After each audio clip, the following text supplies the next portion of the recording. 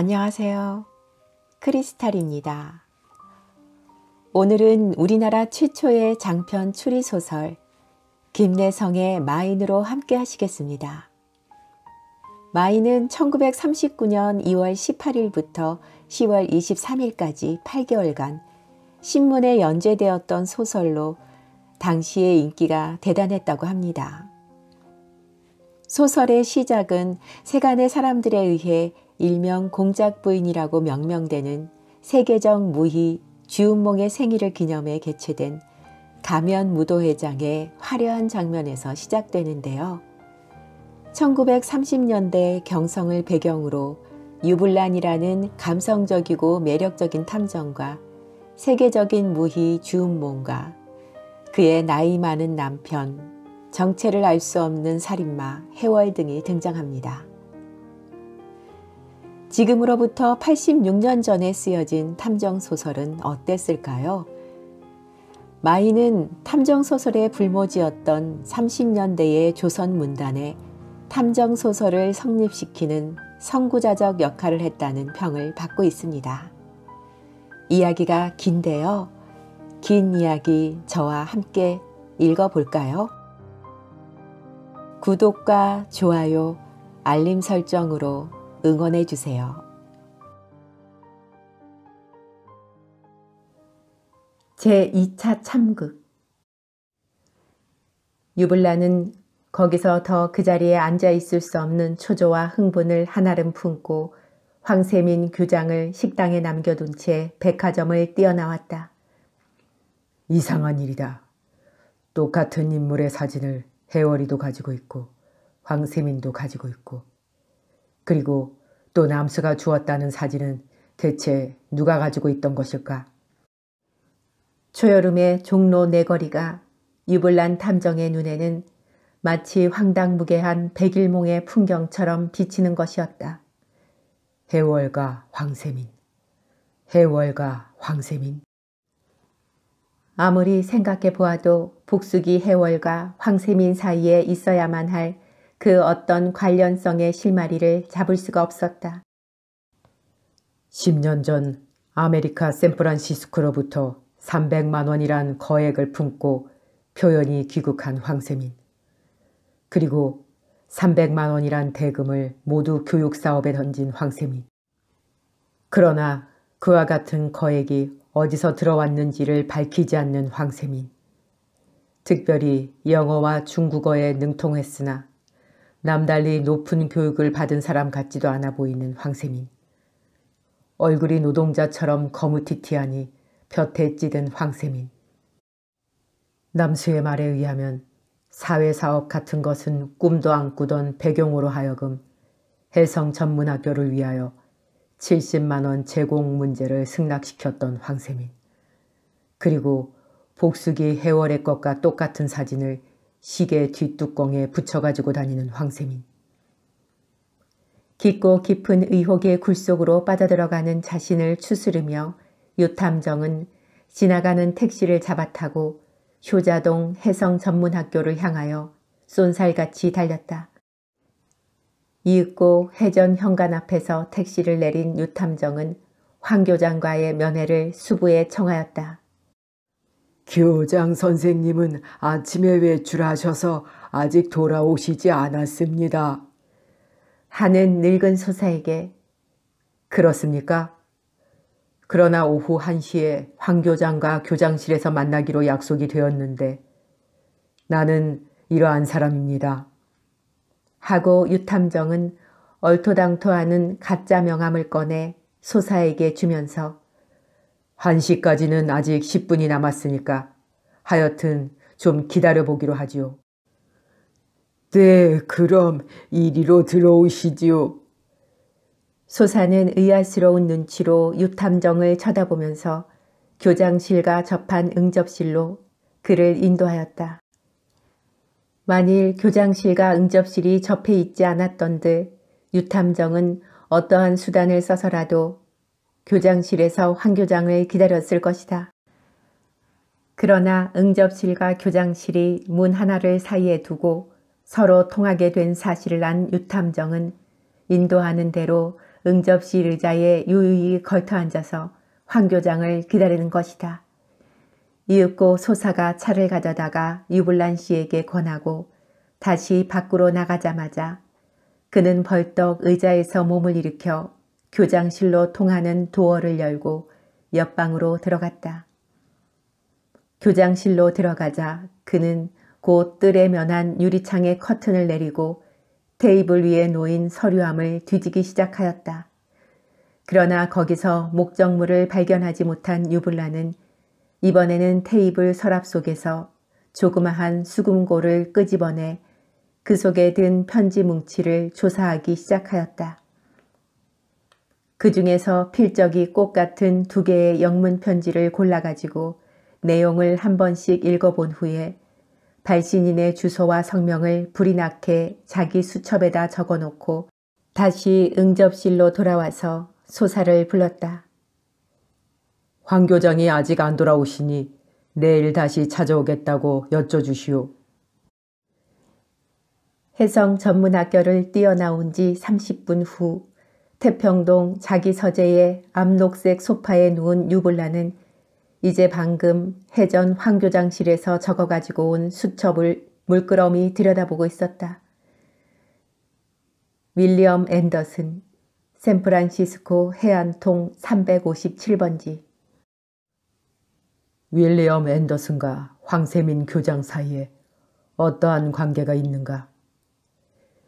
윌리엄 앤더슨이 황세민에게 보낸 2장의 편지 내용을 요약해서 말하면 지금 경영난에 빠진 해성 전문학교를 구하는 의미에서 50만 원가량을 돌려달라는 황세민의 간절한 청탁을 윌리엄 앤더슨이 완곡하게 그러나 극히 친절한 태도로 거절하는 편지였다.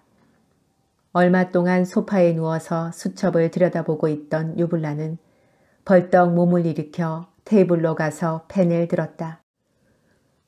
로스앤젤레스 XX 스트리트 XX 번지 존 피터.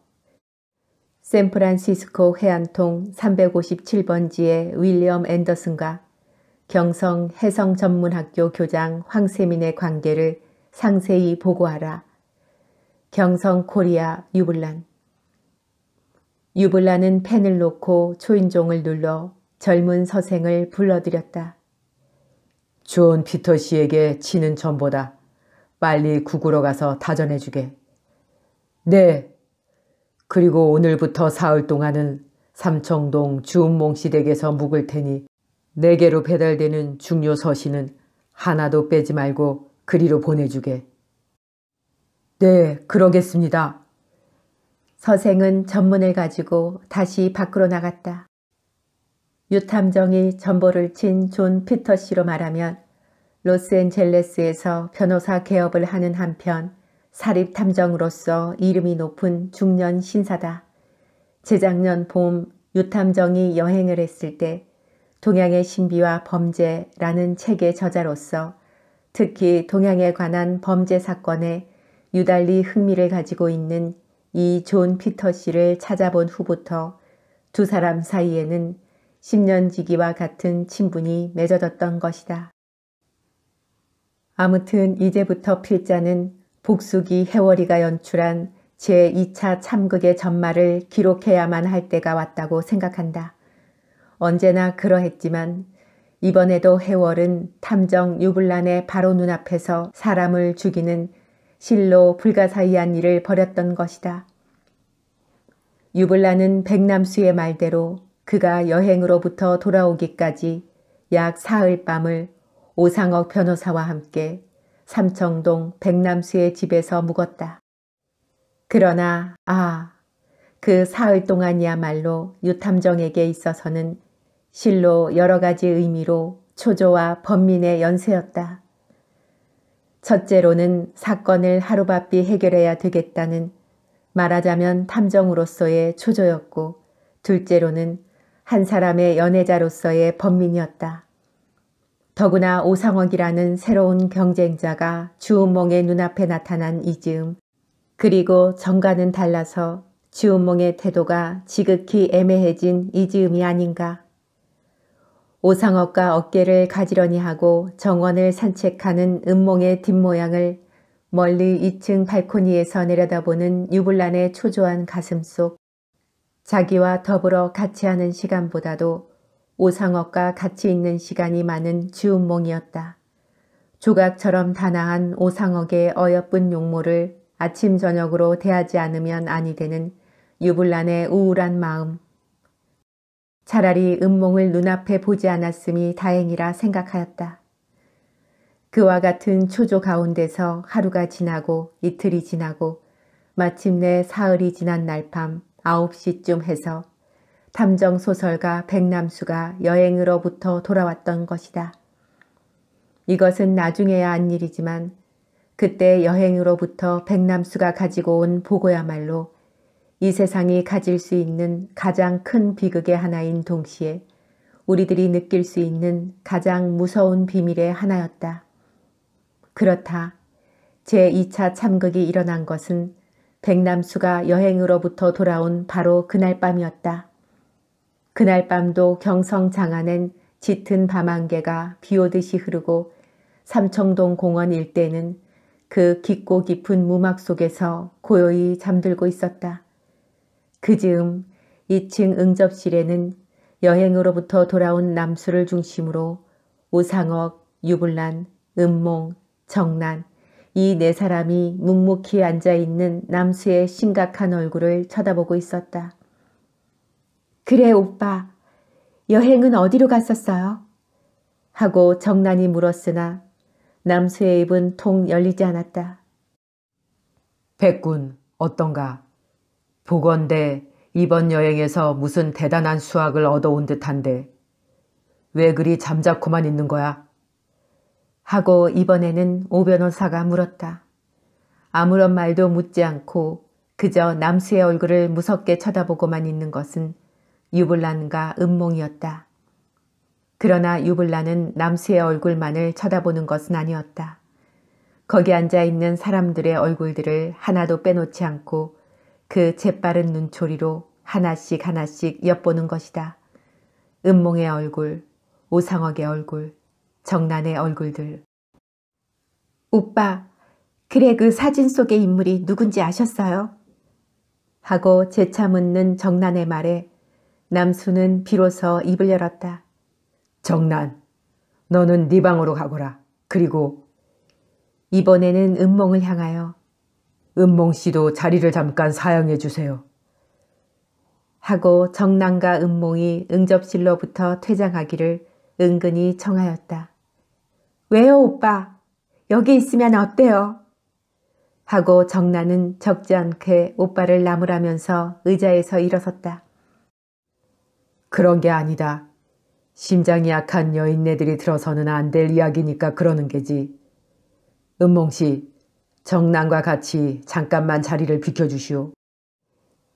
이리하여 은몽과 정난은 적지 않게 불쾌한 얼굴빛으로 응접실을 나왔다. 10시를 치는 괴종 소리가 텅 빈 복도로부터 땡땡 울려왔다. 창밖은 여전히 짙은 안개의 장막이다. 정난과 은몽이 밖으로 나간 지 1분 후 남수는 사방을 한번 휘둘러 보고 나서 비로소 묵직한 입을 열었다. 불란씨, 오군. 하고 부르는 남수의 굵다란 목소리는 비상하게 떨렸다. 하여튼 백군, 자네가 알고 있는 모든 것을 찬찬히 이야기해 보게나.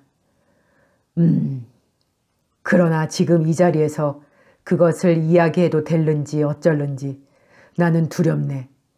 아직 확실한 증거를 잡지 못했으니까 단언할 수는 없네만 우리는 이 사건을 다시 한번 맨 처음부터 음미해 볼 필요가 있다고 생각하네. 그러나 나는 지금 그와 같은 기다란 이야기를 늘어놓을 여유를 갖지 못했단 말이야. 나는 실로 무서운 사실을 발견하였네. 그러면 자네는 그 사진 속의 처녀가 누군지 알고 있다는 말이지? 알지. 알고 말고. 의외의 인물. 꿈에도 생각 못했던 실로 의외의 인물일세. 남수의 목소리는 극도의 흥분으로 말미암아 점점 커져갔다. 점점 더 떨리는 것이다. 그러나 바로 그때였다. 복도로 통하는 도어가 약 한 치가량 방시탄이 열리면서 회색빛 도는 권총부리가 살그머니 나타난 것이었다. 남수는 여전히 말을 계속한다. 유블란 씨, 나는 마침내 해월의 정체를 안 것 같습니다. 아, 만일 나의 상상이 틀림이 없다면. 그때 유탐정이 입을 열었다. 그렇습니다. 나의 상상에도 틀림이 없다면. 아, 그럼 유블란 씨도 역시. 그러나 유블란은 그에 대한 대답을 피하고 하여튼 그 사진의 처녀가 누군지를 빨리 가르쳐 주시오.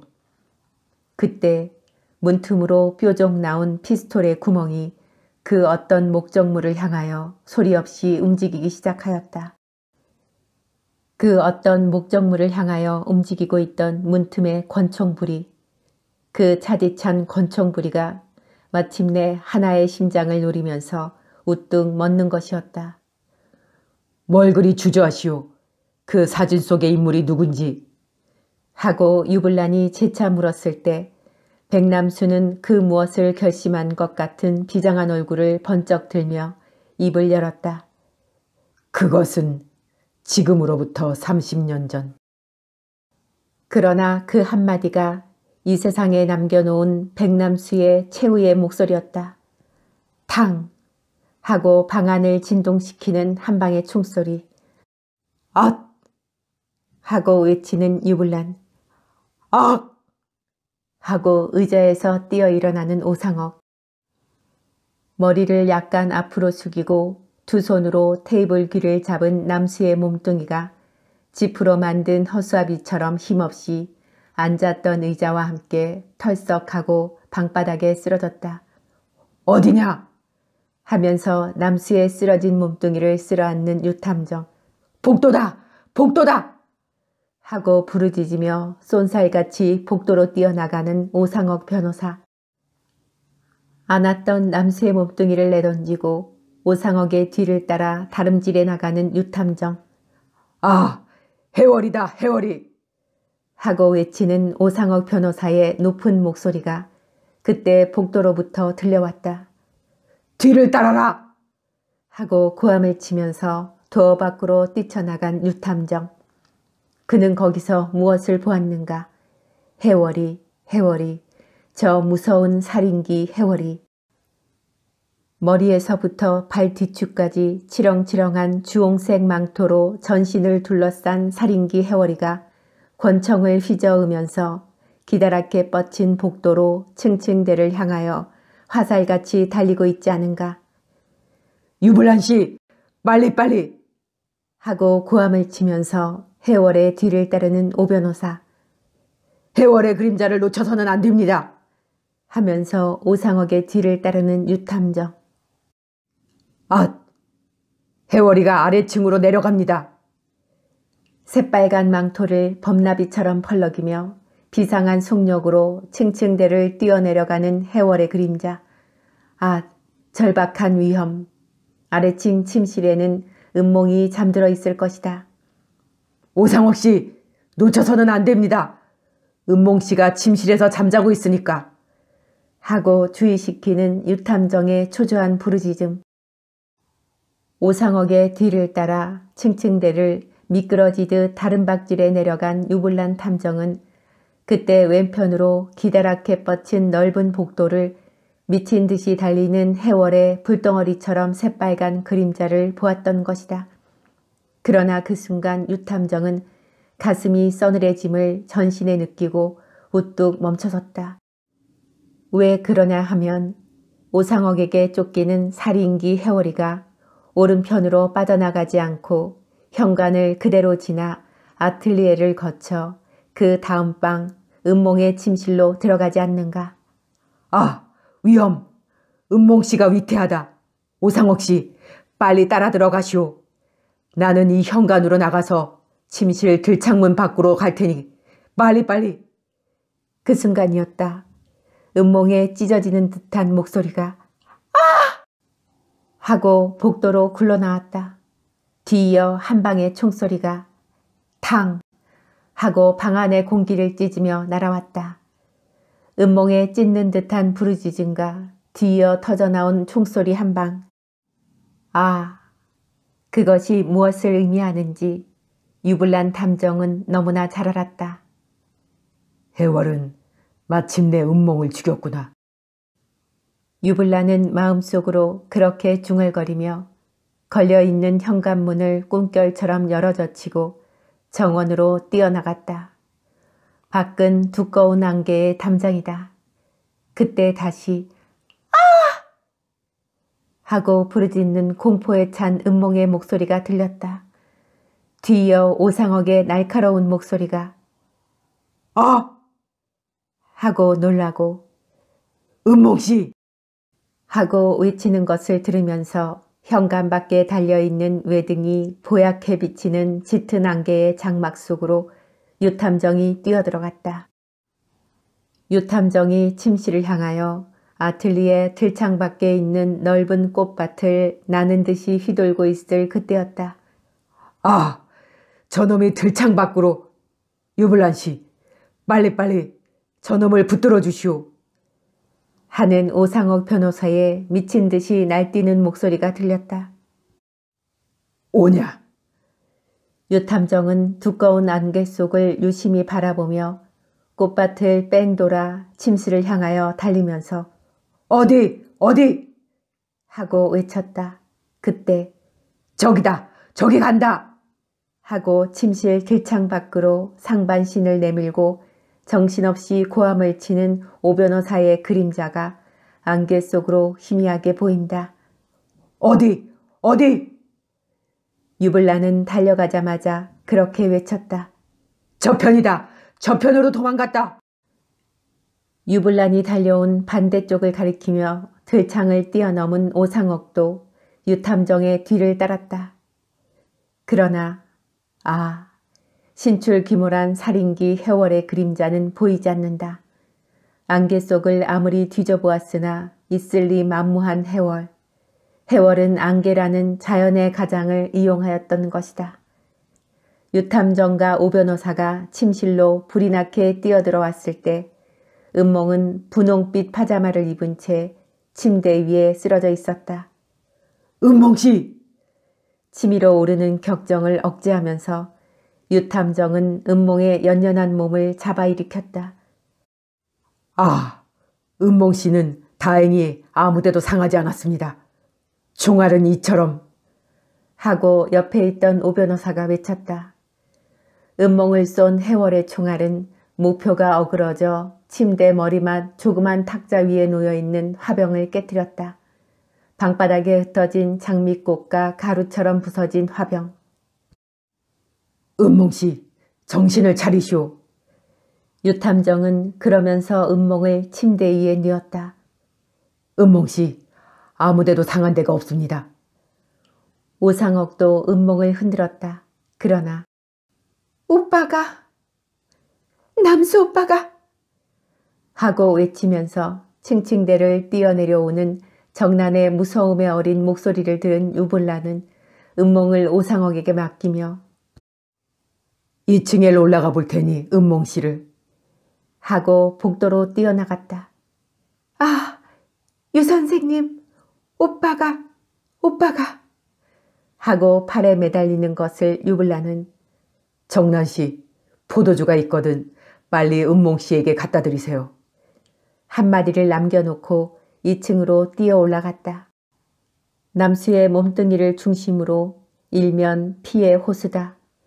총알은 조금도 어김없이 남수의 심장을 꿰뚫었던 것이다. 유불나는 무엇보다도 먼저 쓰러진 남수의 피 묻은 포켓을 뒤지기 시작하였다. 그러나 이렇다 할 아무것도 발견하지 못하였다. 맨 나중에 문제의 처녀 사진이 끼어있는 조그만 수첩을 펴보았을 때 그는 불현듯 중얼거렸다.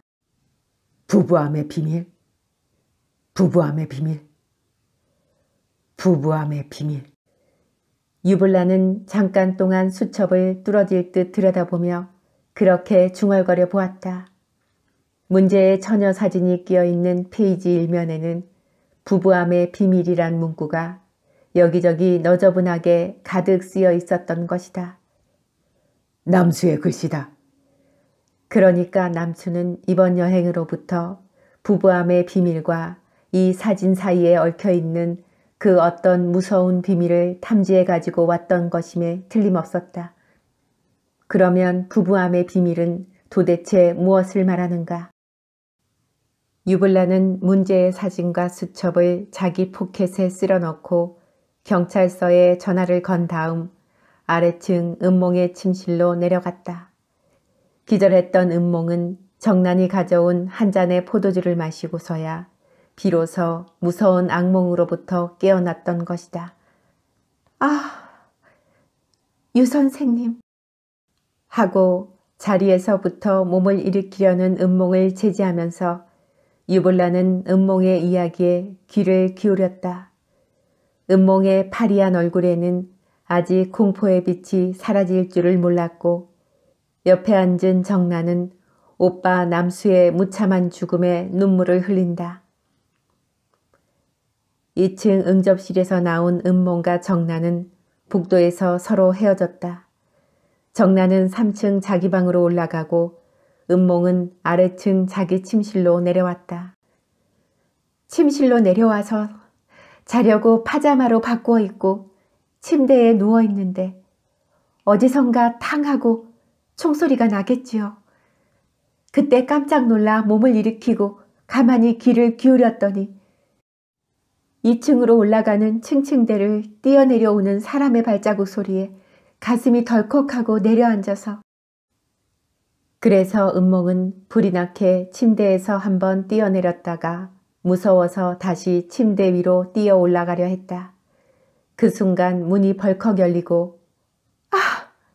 무서워요. 무서워요. 저 해월이가 온몸이 불덩어리처럼 새빨간 해월이가 그렇게 벌컥 뛰어들어오자마자 나에게 권총을 겨누고 그래 그만 악하고 소리를 치면서 침대에 납작 엎드는 순간 탕하는 총소리에 침대에서 그만 방바닥으로 떨어졌어요. 오 선생이 뛰어들어온 것까지는 알지만 그러고는 어떻게 되었는지 모르겠어요. 하고 오들오들 떨면서 설명을 하는 은몽의 말에 하여튼 은몽 씨는 운이 좋았습니다. 하고 옆에 섰던 오상옥이 은몽을 위로하면서 내가 뛰어들어온 것과 은몽 씨가 침대에서 떨어진 것과 그리고 해월이 빨간 망토를 박쥐처럼 펄럭이면서 들창 밖으로 뛰어나간 것이 말하자면 모두 똑같은 순간이었죠. 안개만 없었던들. 그래, 남수 씨는 좋네. 하고 묻는 은몽의 말에 유블라는 그 비장한 얼굴을 두어 번 끄덕거릴 뿐 그의 모든 생각을 빼앗은 것은 남수의 수첩에 적혀있는 부부암의 비밀이었다.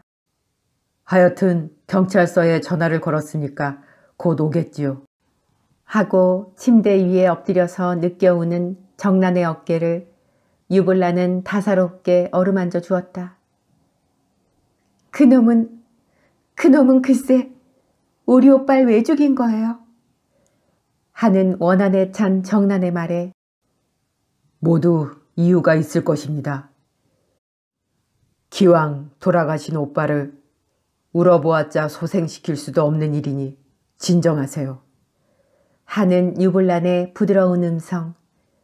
이리하여 살인마 해월이가 연출한 제2차 참극은 또 한 명의 생명을 피로 물들였다는 가장 처참한 에필로그와 함께 막을 내렸다.